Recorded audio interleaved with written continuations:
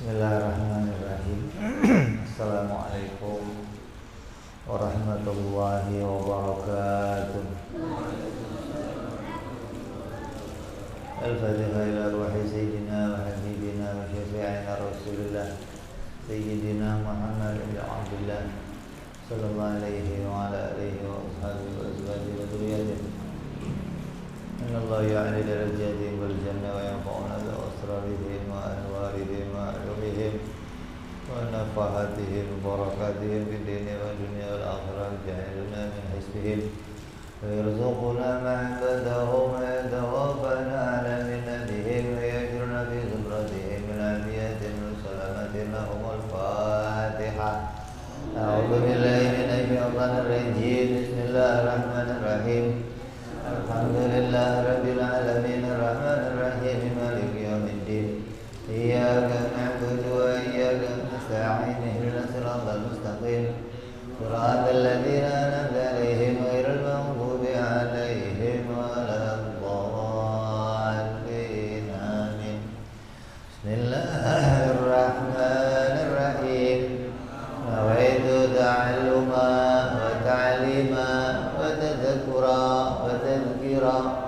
ونفع والانتفاع والإفادة والاستفادة والإثاء على التمسك بكتاب الله وسنة رسول الله صلى الله عليه وسلم والدعاء إلى الهدى والدلالة على الخير ابتغاء مرضاته قربه وثوابه وحسن الخاتمة مع اللطف والعافية وصلاح العاقبة.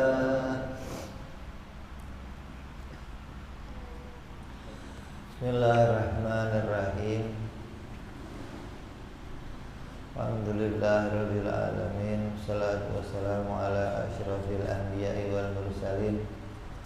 Sayyidina wa habibina wa syafi'ina wa maulana Muhammadin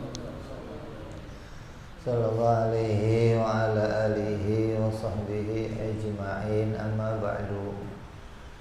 Qala musanniful kitab Hadratus Syekh Imam Ahmad ibnu Atha'illah rahimahullah wa nafa'ana bihi wa bi'ulumihi. Thumma ila sahibu syarha Kiai Saleh bin Umar Darat rahimahullah wa nafa'ana bihi wa bi'ulumihi ma fid darain. Allahumma aftah qulubana futuhal arifin bi hikmatika wansur alaina bi rahmatika ya arhamar rahimin. Ila anqal sampai 101.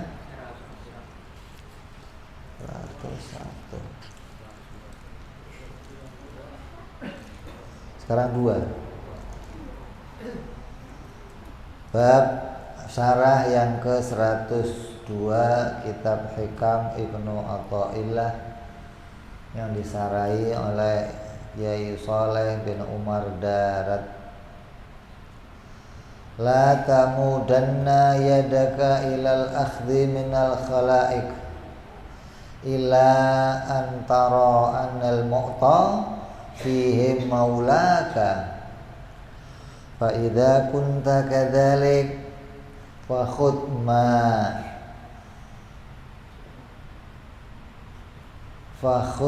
ma wafaqakal ilmu. Jangan kamu mengulurkan tangan untuk menerima sesuatu dari pemberian makhluk. Jangan kamu ulurkan tanganmu untuk menerima pemberian makhluk kecuali engkau merasa, engkau tahu bahwa yang memberimu sebenarnya adalah Tuhanmu.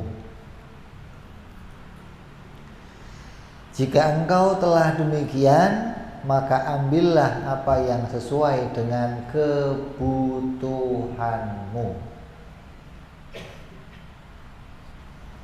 Ini terjemah hikmah yang ke-102.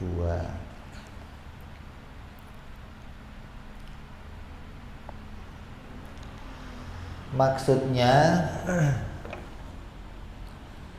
jangan kita menerima pemberian makhluk berupa apapun, baik harta, benda, atau pemberian-pemberian yang lainnya kecuali engkau telah memenuhi persyaratan.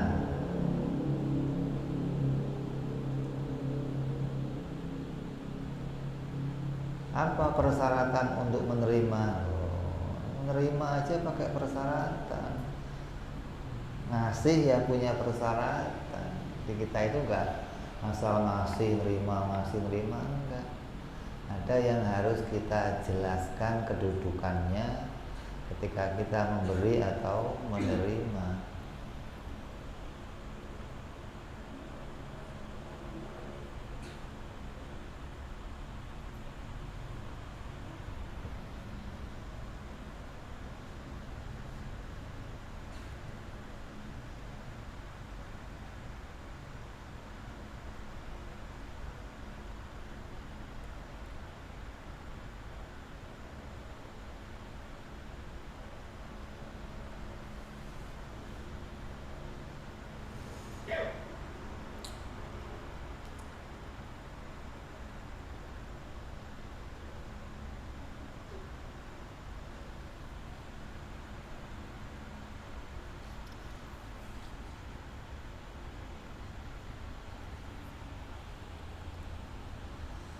Terus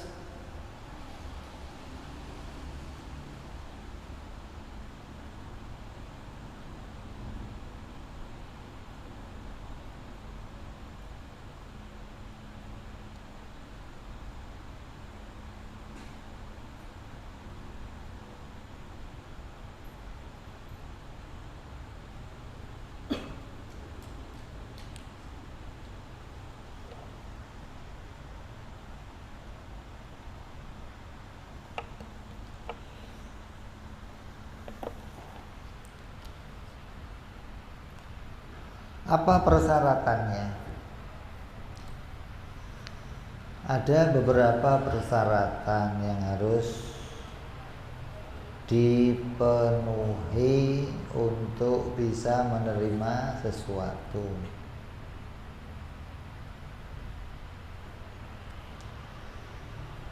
Yang pertama, engkau berkeyakinan bahwa Zat yang memberimu adalah Allah.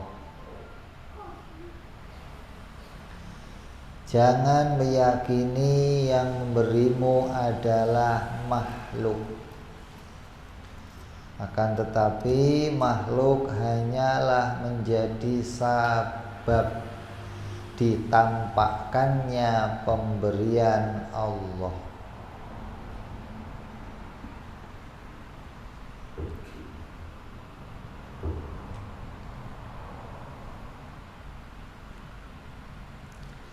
Kalau ukurannya mata, ya yang kamu lihat itu kamu anggap yang ngasih, dia yang nganterin. Ya, kalau pakai mata. Tapi disinilah fungsinya akal. Akal itu alat untuk menjangkau, memahami sesuatu. Kalau kamu nggak bisa menjangkau pemahaman ini, maka ini menjadi sebab jauhnya kamu dari Allah. Tambah kamu dikasih, tambah jauh dari Allah. Tambah kamu menerima, tambah jauh dari Allah. Kenapa? Karena kamu menganggap pemberinya bukan Allah. Pemberinya si fulan, pemberinya si anu, pemberinya si anu. Tapi kalau kamu sudah bisa menyadari bahwa ini pemberinya adalah Allah, adapun dia hanya dijadikan Allah sebagai pengantar. Dan Allah bisa menjadikan ribuan pengantar selain Dia. Gak hanya Dia yang bisa nganterin, bisa si anu, bisa si anu. Bisa aja kamu habis sholat di bawah sajadah tahu-tahu alhamdulillah, makasih ya Allah, untuk lagi bisa. Cuman ya susah kalau kelas-kelas kamu mah.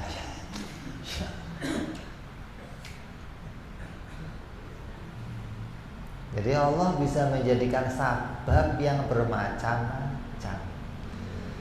Jangan kamu kira sababnya pasti itu aja. Maka ini kalau nggak ada Dia, wah nggak bisa. Kata siapa? Kalau nggak ada Dia nggak bisa. Nanti itu berkembang kepada semua hal. Kamu kenyang, kamu bisa nafas, bisa hidup, bisa kerja, bisa. Kembalikan satu-satu kepada Allah, dari Allah, dari Allah, dari Allah. Itu yang membuat kamu mendekat kepada Allah. Yang menjauhkan kita dari Allah selama ini apa? Apa? Hukum adat. Terlibatnya kamu dengan hukum adat dan kamu menganggap kenyang dari Allah, kenyang dari makan, sehat dari obat, itu membuat kamu jauh dari Allah. Asal lapar makan, lapar makan, lapar. Asal makan ya kenyang.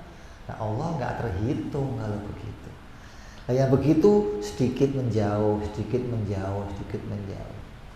Ketika itu gak bisa kamu hentikan, maka berarti kamu menjauh dari Allah, menjauh dari memandang rahmatnya Allah, gitu loh. Menjauh dari memandang pemberian Allah, karunia Allah. Tapi kalau kamu bisa lepas dari hukum kebiasaan, maksudnya lepas itu hukum kebiasaan hanya sebab akibat. Dan Allah bisa menjadikan sebab yang bermacam-macam. Gak hanya itu sebabnya. Dan yang menjadikan hasil bukanlah si sebab, tapi Allah subhanahu wa ta'ala. Kalau orang sekarang kan ngertinya kalau ada aksi, ada reaksi. Ini yang menimbulkan reaksi siapa nih? Ya karena ada aksi. Kalau gak ada aksi, gak mungkin ada reaksi. Maka hal ini yang menyebabkan kamu memastikan bahwa yang menyebabkan saya begini kenapa? Adanya aksi. Hingga tambah hari tambah jauh dari Allah. Nah di sini bicara yang penting aja dah. Apa? Yang kelihatan kamu dikasih sesuatu, kamu ngasih sesuatu atau kamu nerima sesuatu. Ngasih ya begitu. Kalau kamu masih menganggap dari saya, ya kamu jauh dari Allah. Kamu anggap itu punya kamu, itu hak kamu. Itu jadi hak kamu, itu punya kamu hanya dalam pandangan apa? Syariat, bukan hakikat. Pandangan hakikat, kita nggak punya apa-apa, kita nggak ada daya upaya. Gitu.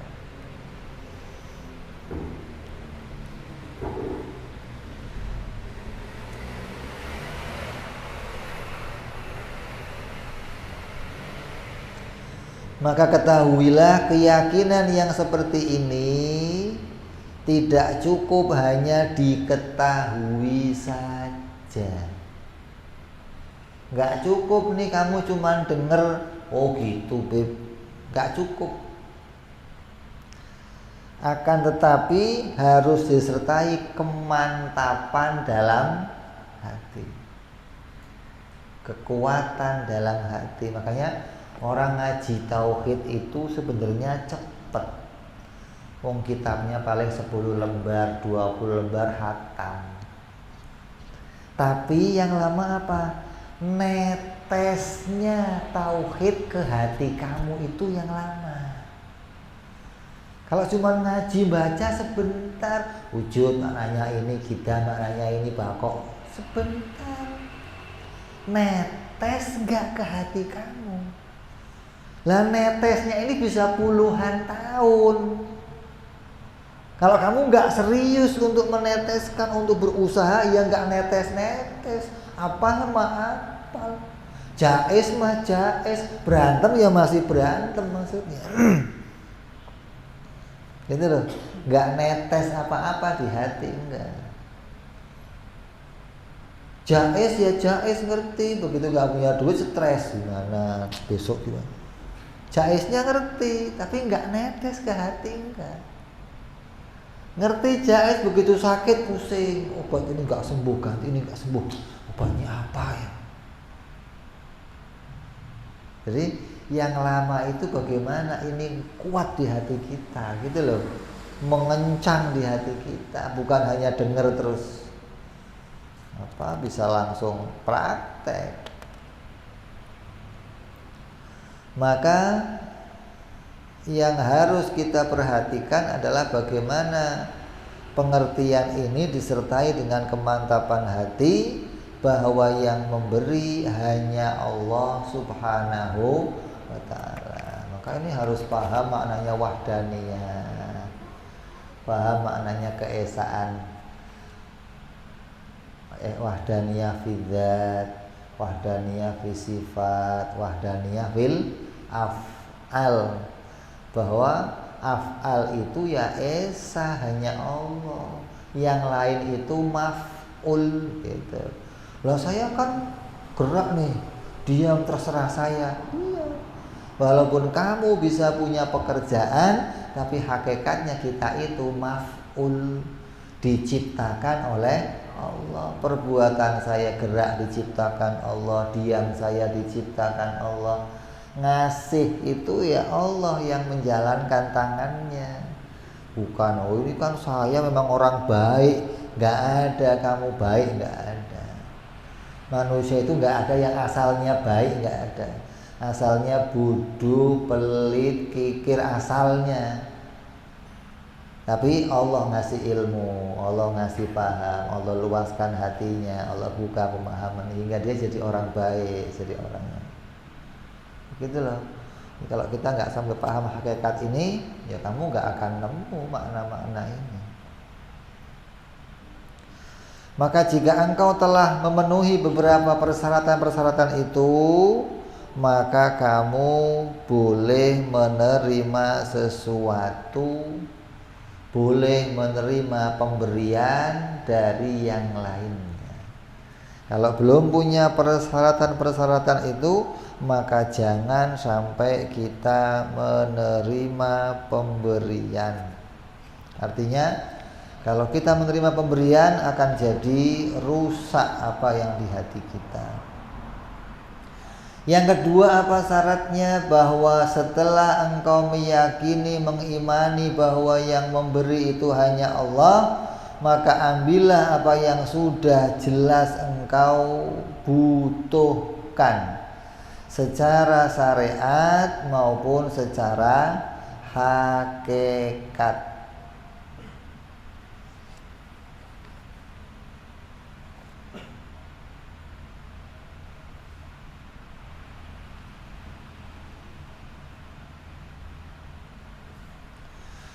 Maka syarat yang kedua ini apa? Bahwa engkau meyakini bahwa setelah engkau meyakini yang memberimu itu Allah, maka syarat yang kedua, ambillah sesuatu itu sesuai dengan haknya syariat. Syariat membolehkan enggak saya mengambilnya, gitu loh. Kan yang namanya uang itu ada yang halal, ada yang subhat, ada yang... Nah kalau syariat mengatakan, oh itu hartanya halal, ambil. Jadi setelah iktikadnya benar, iktikadnya lurus bahwa pemberi ini hanya Allah, terus ke syariat. Syariatnya boleh enggak saya ambil, gitu loh. Oh syariatnya membolehkan, kenapa kamu butuh? Oh kamu lagi ada kepentingan, ada keperluan, ambil. Oh syariatnya membolehkan, ini barangnya halal, ini barangnya baik, ambil. Maka ketika dua itu terpenuhi, makna hakikatnya kamu nemu, syariatnya terpenuhi, maka kamu bisa menerima dengan baik sesuatu dari yang lain. Dengan cara mengambil bagian hanya dari orang mukallaf. Maksudnya apa? Hanya dari orang mukallaf itu maknanya dari orang yang telah dewasa, tidak menerima pemberian dari anak kecil, walaupun jual beli, gitu loh. Kenapa? Karena anak kecil belum bisa memberi. Anak kecil hanya bisa diberi. Anak kecil itu belum bisa transaksi, gitu maksudnya. Nggak ada transaksi dari anak kecil, nggak ada. Makanya dalam hukum syariat ada yang mengatakan anak kecil nggak boleh jual beli. Kalau orang tua kok nyuruh anaknya beli sesuatu yang masih kecil, ada yang menganggapnya nggak sah jual belinya. Anak kecil berangkat ke sekolah, kasih uang jajan, ada yang menganggap nggak sah jual belinya. Tapi bagi yang nggak ketat, jual beli yang nggak boleh untuk anak kecil yang bagaimana? Yang nilainya memungkinkan dia untuk ditipu. Kalau hanya belanja uangnya gopek, dia tahu Pak beli kembaliannya 300 ya, pinter berarti, nggak ketipu dia gitu loh. Kalau dikasih uang 1 juta, bingung dia, ini kembaliannya berapa? Nah itu yang nggak boleh gitu loh, karena memungkinkan dia untuk tertipu, maka nggak sah transaksinya. Jadi kamu nggak boleh mengambil kecuali dari orang mukallaf yang sudah dewasa.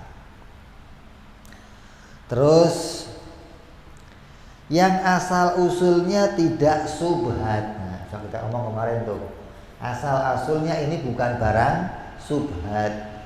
Kamu nemu uang di jalan, kamu ambil, mau nggak? Kasih. Makasih. Lu lapar berarti itu begitu, nggak nanya lu uang apa, terima aja, cerewet. Nah itu yang begitu berarti apa? Rakus, lapar. Tapi kalau orang yang hati-hati, enggak, ini dari mana? Saya nemu di jalan. Oh kasih yang lain aja deh, jangan saya. Cuman cepet kayaknya saya. Itu yang berat begitunya itu maksudnya.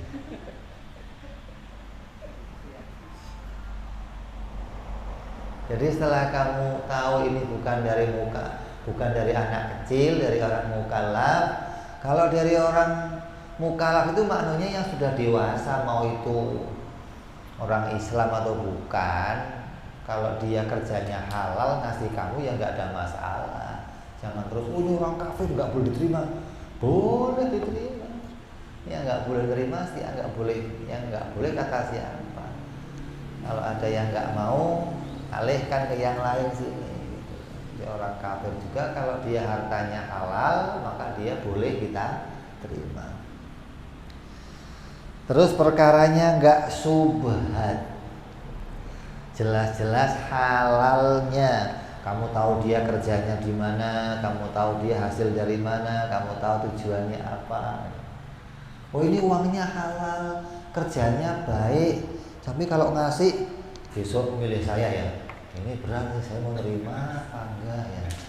Tapi gopek, mau diterima gimana? Enggak diterima resiko. Resikonya apa? Saya harus nyolong, harus nyoblos. Nah kalau saya terima terus saya nggak nyoblos, terus bajingan double kamu udah diterima, iya bohong, iya nggak jelas, bahaya yang begitu. Terus untuk tujuan menolong. Tujuannya menerima itu untuk nolongin yang lain, nolongin diri, nolongin anaknya, keluarganya. Nih buat anak bini, nih buat keluarga, nafkah yang wajib. Kamu tahu kamu punya kepentingan, kok ada yang ngasih, alhamdulillah. Lah kalau Ada yang ngasih banyak, Beb, gimana? Walaupun yang ngasih 1.000.000 orang, yang penting kamunya jangan di begini pinggir jalan. Kalau begini pinggir jalan repot nih. Kenapa? Orang yang minta itu sesuai dengan kebutuhannya. Kalau kebutuhan udah selesai, ya sudah selesai. Kalau kamu kok masih minta lagi untuk mengumpul kekayaan, haram jadinya. Jadi kamu boleh minta untuk memenuhi kebutuhan kamu. Saya nggak ada duit nih buat anak berobat, buat anak. Kamu ada nggak? Pinjam dong atau minta dong, boleh. Kasih, selesai kebutuhan kamu, ya sudah.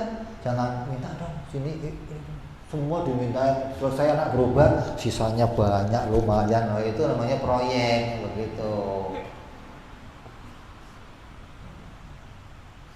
Kalau kamu tahu kepentingannya, maka yang kita ambil hanya yang memenuhi kebutuhan kita. Ngasih anak, ngasih bini sesuai dengan apa yang diperintahkan syariat. Terus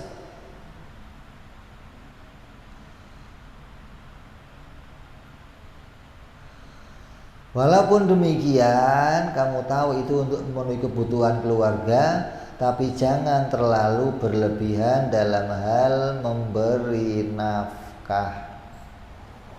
Iya, ini untuk nafkah, untuk ngasih kewajiban kamu kepada anak bini. Tapi kan saya butuhnya sehari anak saya 1.000.000, Pak.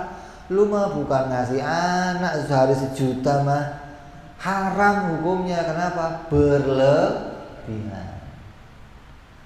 Berlebihan sampai anak itu nggak jelas pemakaiannya haram, atau dikerep.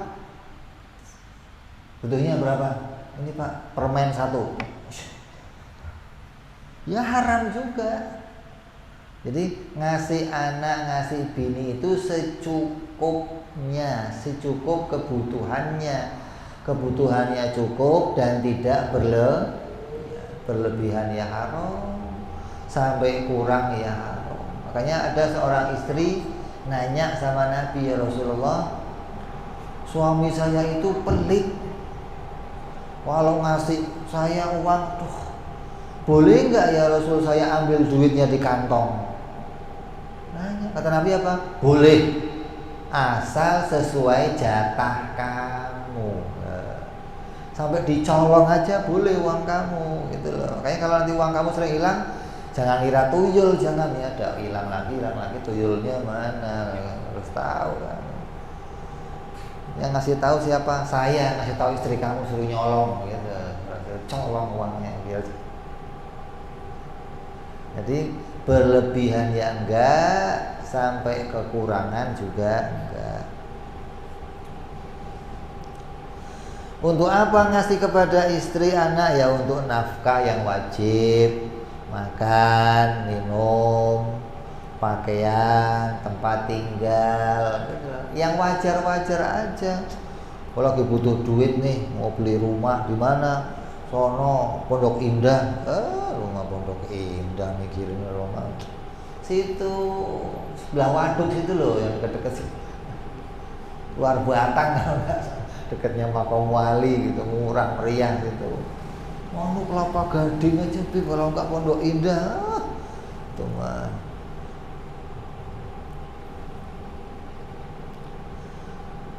Terus jangan mengambil sesuatu sebelum engkau membutuhkannya. Jangan mengambil lebih dari apa yang engkau butuhkan. Jangan mengambil dari orang yang suka mengungkit-ungkit pemberian. Ini juga perlu diperhatiin. Jangan mengambil sesuatu sebelum engkau membutuhkannya. Maknanya engkau tidak tahu kebutuhannya, tapi engkau tumpuk-tumpuk harta itu, gitu loh. Yang ada apa? Kamu mau diajak menjadi orang yang warok, menjadi orang yang zuhud, Menjadi orang yang walaupun ada harta halal tapi nggak mengambil banyak sesuai kebutuhan. Butuhnya berapa? Segitu sudah. Ini ada lagi, cukup, udah cukup. Orang ngomong dirinya cukup tentang harta kayaknya susah zaman sekarang. Berapa sih cukupnya harta sekarang? Saya mah nggak ada cukupnya, kayaknya bila ini yang berat. Padahal cukup itu ukurannya apa? Terpenuhi kebutuhan kamu. Pakaian udah, makanan udah, minuman udah, rumah sudah, anak sekolah udah, jajan sudah terpenuhi, hingga tidak sampai berlebihan dari yang sudah bisa dipakai untuk memenuhi. Lah, kalau ada lebih dari apa yang sudah kita dapat, diapain, Bib? Ya kalau kamu mau, sedekahkan ke yang lain yang membutuhkan. Kalau enggak, ya biarkan sampai nanti kamu punya kebutuhan yang diambil dari situ. Bukan untuk menumpuk-numpuk sampai banyak. Nabi Shallallahu Alaihi Wasallam pernah sholat, itu sholat, ingat di rumahnya masih ada harta yang tersimpan. Maka Nabi buru-buru menyelesaikan sholat, selesai salam langsung pulang ke rumah. Sahabat bingung, tumben banget nih Nabi sholatnya buru-buru amat. Begitu balik ditanya, ya Rasulullah ada apa kok sholat tumben buru-buru? Saya waktu sholat ingat di rumah saya masih ada duit, terus jadi saya buru-buru langsung saya keluarin. Ini Nabi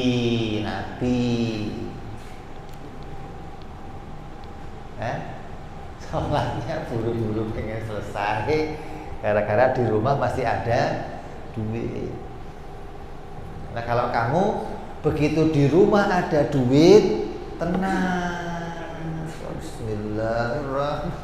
Begitu di rumah nggak ada duit, bismillahirrahmanirrahim. Ini beda. Itu pikirannya Nabi sama pikiran kamu beda. Pikirannya Nabi apa?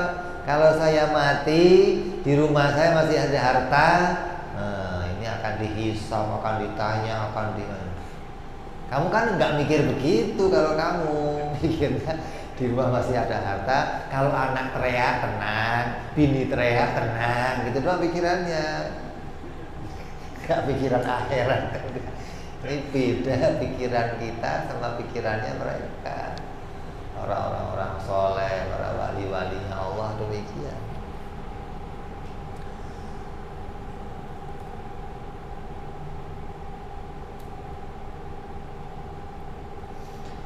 Nah kalau kamu minta, maka kamu jangan mengambil lebih dari yang kamu butuhkan. Kamu butuh buat apa nih? Listrik, berapa listrik? Cepet, ya cepet. Udah cepet, ya sudah selesai. Jangan sini cepet, sono cepet. Itu mah buat setahun sekali sekalian isi listriknya. Bukan diratain begitu, bukan. Jadi jangan sampai mengambil sesuatu yang melebihi kebutuhan kamu, gitu loh. Kamu dikasih uang nih, ada uang cepet nih, nanti butuh berapa? Oh saya butuhnya cuma 10.000, ya 10.000 aja. Kalau kamu suruh menghitung nominalnya, berapa yang kamu butuhkan dalam sehari? Oh sekian. Ini kebutuhan. Kenapa? Karena sesuai dengan syariatnya membolehkan. Kamu butuh juga boleh minta, kamu butuh boleh menerima, tapi sesuai dengan yang dibutuhkan, bukan untuk menumpuk-numpuk kekayaan. Terus jangan mengambil dari orang yang suka mengungkit-ungkit pemberian. Kalau ada orang ngasih, lihat juga orangnya. Ini orangnya gimana nih? Oh orangnya kalau sudah ngasih udah selesai, ya ambil. Tapi ini orang tipenya nih bakal ntar kalau saya dikasih, nyoblos siapa lo kemarin? Kurang ajar lo, nggak nyoblos saya, diunggit-unggit, ini udah saya kasih duit, nggak nyoblos saya. Nah, siapa nggak rame kamu nanti? Hah? Kamu dikasih uang diunggit-unggit, udah gua bantu, anak lu sakit, bini lu sakit, gua yang ngasih, sekarang lu bantu gua dong. Ya begini-begini nih. Kamu harus hati-hati menerima pemberian tidak dari sembarangan orang. Kenapa? Kamu yang akan rugi. Ngasihnya nggak seberapa, ngungkitnya bertahun-tahun nggak habis-habis. Kalau bisa mau gua pulangin, gua nggak jadi deh. Udah biar lo nggak ngungkit-ngungkit. Ngungkit-ngungkit itu kan menghabiskan pahalanya dia. Lah, bagi dia rugi. Ngasih sesuatu kemudian diungkit, itu rugi. Tapi bagi kita yang terima lebih rugi. Apa? Suara kamu nyampe kemana-mana. Oh dia, Masya Allah, paling ngasihnya berapa, suaranya kemana-mana. Ini akan nanti membuat hati kamu jadi goncang, hati kamu jadi goyah. Maka kalau kamu bisa mengamati orang-orang yang ngasih kamu, maka pilih dari orang-orang yang ikhlas, yang benar, yang nggak mengungkit-ungkit. Artinya mengungkit itu apa? Si pemberi dan yang ngasih harus sama-sama benar-benar ahli tauhid. Makanya ada wali sama wali, ngasih sama nerima. Ini jawabannya antik. Wali sama wali ngasih duit. Yang satu ngomong, nggak berani ngomong ini dari saya. Nggak ada wali ngomong begitu, nggak ada. Wali kalau ngasih, orang-orang yang ahli tauhid kalau ngasih bukan ini dari saya, ini haknya kamu. Yang nerima udah tahu, ini bukan dari kamu, bukan, ini haknya kamu.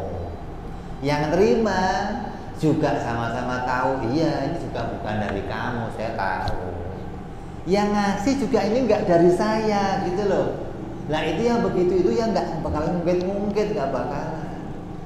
Nggak mungkin ada orang nganterin amanat mungkin nggak mungkin. Bukan dia yang ngasih, lu kan nganterin doang. Ngapain lu ungkit-ungkit? Kalau dia menganggap itu dari dia, nah pasti diungkit-ungkit. Makanya komunikasi antara orang ahli tauhid dengan ahli tauhid itu nikmat. Nggak ada yang pernah kecewa, nggak pernah akan saling ungkit-ungkitan, tuntutan, nggak pernah. Karena keduanya tahu, yang satu tahu ini saya diperintah nganterin, yang satu tahu saya dianterin. Dua-duanya sama-sama bukan yang punya. Saya nganterin, ya ini perintah Allah. Saya nerima juga perintah Allah. Kok perintah Allah? Untuk memenuhi kebutuhan saya, keluarga saya, anak bini saya. Maka kata Allah apa? Allah berfirman apa dalam Quran? Wa kullu dabatin fil ardi illa 'alallahi rizquha. Dan semua yang melata di muka bumi ini hanya Allah yang membagi rezekinya. Allah yang nganterin, Allah yang ngasih. Yang nganterin siapa aja. Bisa kamu, bisa bulan, bisa bulan. Ini Allah yang menjadikan rezekinya. Terus dalam ayat yang lain Allah berfirman apa? Sholatlah, suruh anakmu sholat, suruh keluargamu sholat, dan jangan mikir rezekinya. Jangan kamu pikir rezekinya anak bini itu dari kamu, enggak. Kamu anak bini kamu rezekinya dari saya, kata Allah begitu. Jadi jangan kamu anggap saya sibuk nih ngurusin anak bini, jadi nggak sempat ngaji, nggak sempat nggak baca ayat itu, nggak baca ayat yang mengatakan bahwa anak bini kamu itu dijamin oleh Allah rezeki. Bukan dari kamu yang nyari ke sono kemari usaha, bukan. Makanya kalau kamu keluar rumah, niatnya jangan nyari duit. Lah nyari itu punya siapa yang hilang? Emang duit lu hilang nyari duit? Keluar rumah niatnya mau mendatangi rezeki saya dari Allah hari ini. Kok dapatnya cuman ceban? Memang jatahnya ceban ya Allah. Kamu kok ngotot nggak terima saya mau lembur, tetepan aja ceban, nggak nambah lagi nggak. Udah ngabisin waktu, nyapein dapatnya segitu.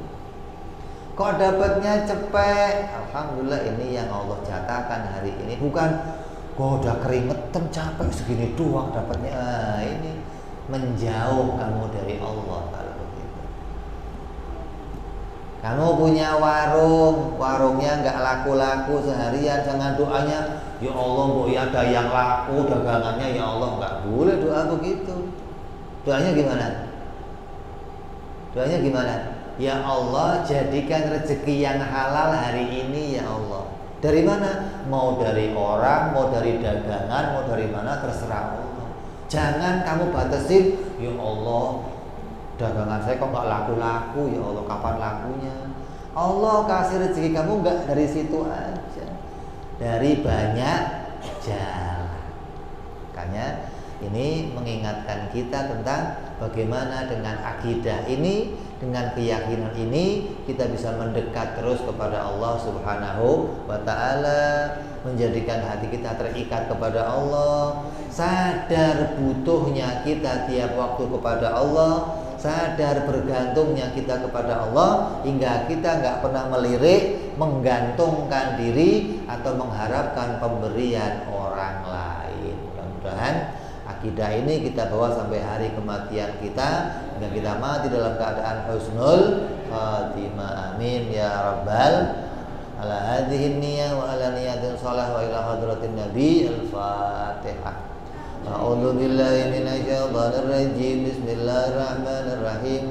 Alhamdulillahi rabbil alamin arrahmanir rahim maliki yaumiddin. Iyyaka na'budu wa iyyaka nasta'in. Ihdinas siratal mustaqim. Siratal ladzina an'amta 'alaihim ghairil maghdubi 'alaihim waladdallin. Amin. Ya Rabbana tarafna bi anana tarafna wa anana asrafna la la asrafna fatub alaina tauba taghsil kulli hauba wasdolana aurati wa amini rawati waghfir li walidina rabbi wa mauludina wal ali wal ihwani wa sahiril hillani wa kulli dhi mahabbah au jiratin au suhbah al muslimina ajma. Amin rabbi isma fadlan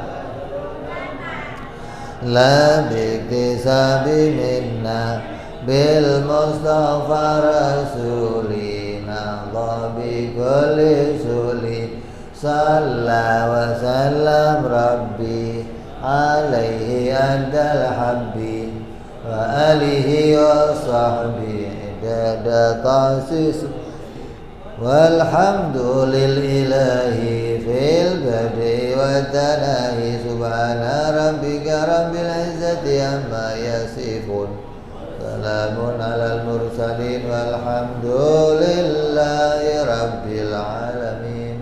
Assalamualaikum warahmatullahi wabarakatuh.